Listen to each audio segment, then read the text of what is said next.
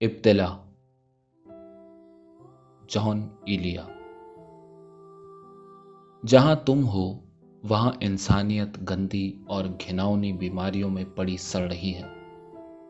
افلاس اس کی پٹی سے لگا بیٹھا ہے اور اس کا لہو چوس رہا ہے، اور محرومی اس پر جھکی ہوئی اس کے پھوڑوں سے رستی ہوئی پیپ چاٹ رہی ہے، اور اس کے تیمار دار ہیں کہ اپنے سانس روکے ہوئے دور کھڑے ہیں، اور اگر کوئی پاس سے گزرتا بھی ہے تو اپنی ناک پر ہاتھ رکھ کر۔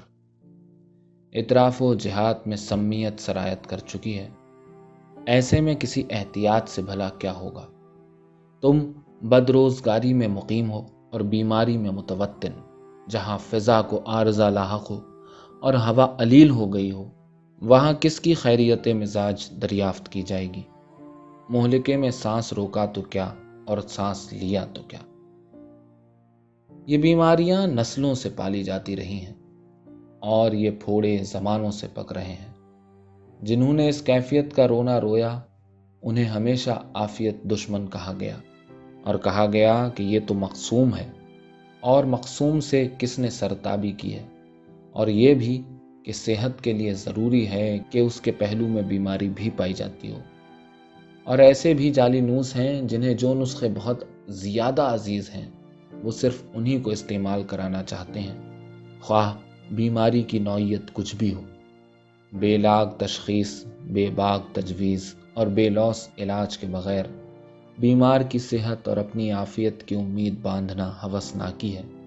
قریب ہے کہ یہ ہوسناکی خود تمہیں اس حال تک پہنچا دے کہ دنیا تمہاری عیادت کرے، یہاں تک کہ تعزیت فرض ہو جائے، مگر تم ہو کہ اصل علاج کو طرح طرح سے ٹالنا چاہتے ہو، اس لیے کہ اس علاج میں بیمار سے زیادہ تیمارداروں کو پرہیز کرنا پڑے گا۔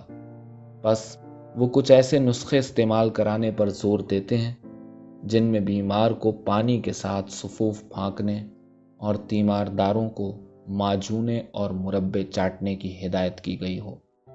وہ مرض تشخیص کیا گیا ہے جس کے علاج سے بیمار کو شفا کے بجائے تیمارداروں کی تنومندی میں اضافہ ہو۔ پر کیفیت حال کچھ ایسی ہے کہ اگر اب بھی بیماری کا صحیح علاج نہ ہوا تو پھر سب ہلاکت میں پڑیں گے، اور یہ دامن دراز ابتلا سب کو چاٹ جائے گا۔ ستمبر سن 1971۔